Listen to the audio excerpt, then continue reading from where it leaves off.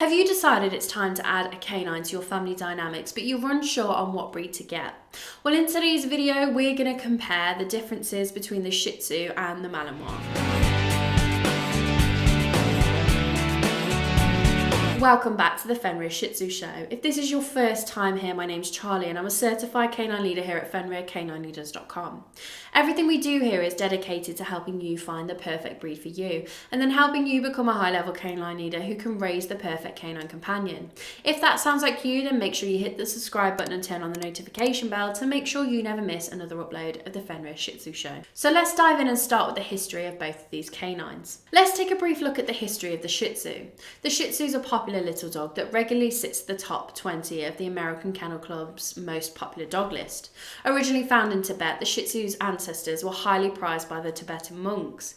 They kept them in the monasteries as they were known to be loyal and trustworthy companions. Originally known as the Tibetan lion dog, they were gifted to Chinese emperors and were kept in the imperial palace. When in China, the Tibetan lion dog was bred with the Pekingese and the Chinese pug. These crossings gave the Shih Tzu their unique look, which gave them a striking difference to the Tibetan lion dog. The Tibetan lion dog went on to be known as the Lhasa Apso. It wasn't until the early 20th century that they made their way from Asia to mainland Europe. They eventually landed in the UK in the late 1920s and gained Kennel Club recognition in 1949. 20 years later, they were recognised by the American Kennel Club in 1969. The Belgian Malinois, as the name suggests, originated in Belgium. They're one of 4 varieties of Belgian sheepdog that were developed in the late 19th century. The modern-day Malinois can be traced back to this time and more specifically to a breeding pair owned by a Belgian shepherd named Adrian Janssens. In 1885, he purchased a rough-haired fawn dog called Voz that he used to herd flock, but also bred with a short-haired brindle brown dog named Leash. After this initial meeting, Voss was bred with his daughters to further establish the line of grey rough-haired and short-haired Malinois and fawn rough-haired and short-haired Malinois. Today, Voss and these are recognised as the ancestors of all Belgian shepherd dogs as well as the Bouvier and Dutch Shepherd. Breeders decided to give each variety of Belgian Shepherd their own names. A breeder named Louis Hugues Barrett had done a lot to popularise the fawn short-haired Malinois in the city of Milan. The Malinois name was adapted from this city to refer to the fawn short-haired Belgian Shepherd. Hugues Barrett recognised that there was a lack of sheep in Belgium towards the end of the 1800s and turned to showcasing the Malinois' intelligence, obedience and loyalty. Because of this, they were used in the early 20th century as guard dogs and draft dogs. They were also the first breed to be used by the Belgian police. During the First World War, they had many roles in the military, including messenger dogs, Red Cross dogs, ambulance cart dogs, and even light machine gun cart dogs. After the First World War, many American servicemen brought back Malinois and other Belgian Shepherd dogs. The first Belgian Shepherd Club of America was formed in 1924 and they were officially recognised by the American Kennel Club shortly after. Shih Tzus are famous for their long show coats and top knots that keep the hair out of their eyes. The Shih Tzu has many different colour of coats and any colour is accepted except Merle. Keeping the coat looking its best takes a lot of work. Daily brushing and combing is essential to prevent tangles and they need to be bathed at least twice a week. It's not uncommon for many owners to clip their coats short. However, this needs to be kept on top of and requires a trip to the groomers every 6 to 8 weeks. They are said to have a chrysanthemum face. Their heads are broad and round with a lot of space between their eyes. They also have a nice beard and full whiskers, with the hair growing upright on their muzzles, hence the chrysanthemum appearance.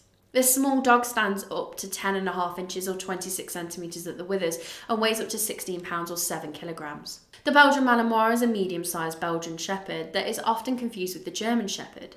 They are a short-haired fawn-coloured dog with a black mask. Males will grow to a height of 26 inches or 66 centimetres at the withers and weigh up to 75 pounds or 34 kilograms. Females are a little bit smaller with a maximum height of 24 inches or 61 centimetres and weigh up to 60 pounds or 27 kilograms. Their coats are short and straight and their fur is particularly short around the head, ears and lower legs. They do have slightly longer hair around the necks forming a collar, but not so long that it stands out. They are a double-coated breed that generally sheds twice a year. They'll need brushing at least twice a week to keep their coat healthy and to encourage new growth. The Shih Tzu loves nothing more than to be involved with all the family. They're confident and outgoing canines that make them an extremely popular choice for many families. They love nothing more than being surrounded by their family and getting human contact. Shih Tzus are the perfect choice for the first-time owners as they're eager to please their owners and intelligent, which makes them easy to train. It's important that you properly socialise them to the outdoor world as they can become suspicious of strangers. They won't show any aggression, but they will instead keep their distance and survey the situation unfolding until they feel comfortable and relaxed. The Shih Tzu has a low to moderate energy level, and 20 to 30 minutes of exercise a day is enough for the small breed, which makes them perfect for owners who cannot commit lots of time to exercise. They do, however, need plenty of mental stimulation. The Shih Tzu can have an independent side, which means that training and socialisation should be started as soon as you bring a new puppy home. They can also be stubborn sometimes, therefore consistency is key with training them. The Malinois is an intelligent and active breed that truly thrives in many tasks. They have a great deal of stamina and enjoy working, which makes them a great breed for police work, search and rescue, and performance events like agility. They're also a sensitive breed and don't respond well to harsher training methods. Due to this combination of high energy and sensitivity, they're not recommended for first-time owners and instead for those experienced with dog training.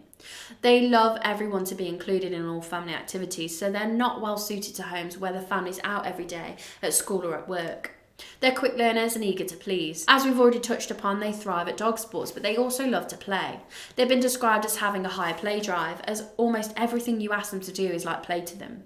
You should address this desire to play through exercise.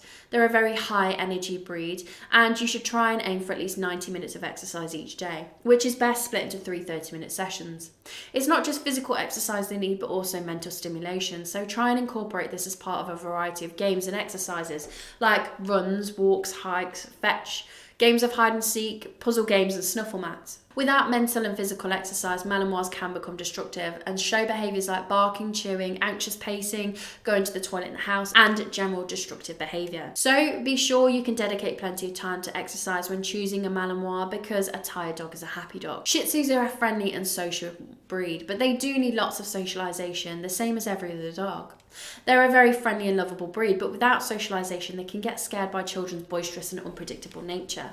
This can sometimes mean that your Shih Tzu may become nippy when they feel anxious or uncomfortable. It's essential that you teach your children how to behave around any canines. Children should know not to approach any canine that's eating, sleeping or drinking. They should also know how to handle a small breed like the Shih Tzu. You should ensure that you introduce your Shih Tzu to as many different animals and dog breeds as they can during their first 16 weeks. This helps your canine remain calm when they next see them when out on walks. If you don't do this, your Shih Tzu can become standoffish when meeting other animals. If you do correctly socialise your Shih Tzu, they'll get on very well with other dogs and pets due to their social nature. Well socialised Malinois make good family companions. They're great with children, especially if they've been raised around them. It is important to remember that they have a strong herding heritage. This can sometimes lead for them to nip at children's feet and heels during playtime. An adult Malinois who's not familiar with children should be better suited to a home with older children who are mature enough to know how to properly interact with dogs. This is worth thinking about if you're thinking of adopting or rescuing an older dog. You should always teach your children how to approach and touch your Malinois and supervise interactions between them to prevent bad behaviour from either side. Malinois can become aggressive towards other dogs and cats unless they've been raised alongside them. If you want them to get along well with other dogs and animals, it's important to start socialisation early. Ensure you use positive reinforcement and reward appropriate behaviour. The breed does have a naturally high prey drive and natural hunting instincts, which can make them challenging with other small domestic pets. This isn't to say that they can't get along well with them if they've been well socialised and raised alongside them. However, they should never be left unsupervised, as accidents can happen. The Shih Tzu and the Malinois are two very different dogs in size and appearance. The Malinois requires a lot more exercise than the Shih Tzu and needs a family that can keep up with those needs. The Shih Tzu requires a lot of time and attention given to help maintain their grooming requirements. However, they are both breeds that get along well with children and make great family companions. Well, I hope you enjoyed today's video. If so, make sure you hit that like button and get involved down in the comment section below. And don't forget, if you are new here, to make sure you subscribe. We have 3 dedicated Shih Tzu videos coming here every single week. So I can't wait to talk to you again on the next episode of the Fenrir Shih Tzu Show.